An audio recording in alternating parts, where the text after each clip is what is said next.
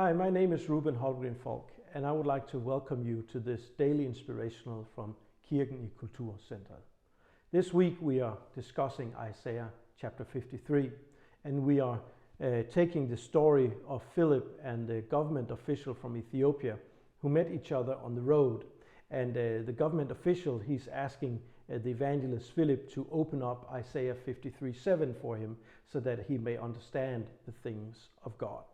And yesterday we read Isaiah 53:1, which speaks about faith and revelation. So today we're going to take it a little bit further by reading Isaiah 53:2. He grew up before him like a tender shoot, and like a root out of dry ground. He had no beauty or majesty to attract us to him, nothing in his appearance that we should desire him. We need to remember this is one of the greatest prophecies of Jesus Christ in the Old Testament, and it takes place 700 years before the actual coming of Jesus.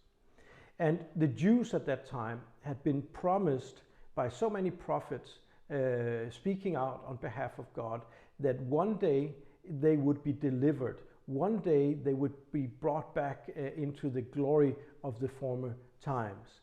And the Jews of that time thought, well, there's going to come a king, and that king is going to kick out all of our enemies. He's going to take care of all the injustice, all the bondage that we have experienced in our lives. He's going to raise up Jerusalem again, and he's going to make our nation great again.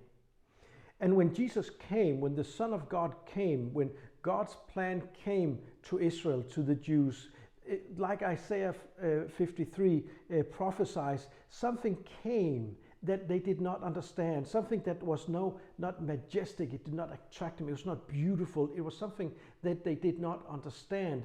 So the Jews at that time, like many people today, they don't understand why or what it is Jesus came to do.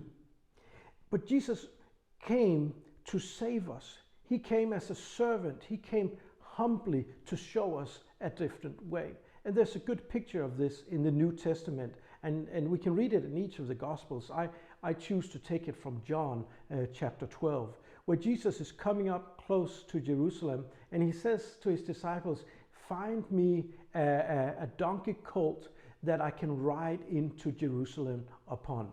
And as the disciples find this colt and he's riding towards Jerusalem, people, they know of the miracle he'd done to Lazarus. He had risen him from the dead. And they say, Jesus is coming. He's riding into Jerusalem. He's going to be king now. So they were, shouting Hosanna, and they were celebrating him, putting down their cloaks so he could ride upon that. But as Jesus comes into Jerusalem, he does not ride towards the king's palace, but he rides towards the temple where you worship God. And there is something significant about this, because Jesus came to show us that it is not by human power, it's not by glory that this world is going to be changed, but it is by searching for God, is by asking God to come.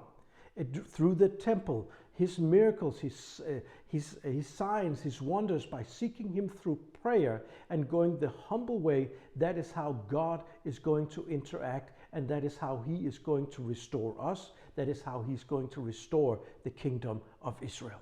The Jews had a very difficult time understanding that back then, and many of us, we don't even understand it today. And that's why we need to understand that we need to have faith in Jesus Christ, and we need to have his revelation in our lives. Thank you for being with me today. I hope to see you again tomorrow.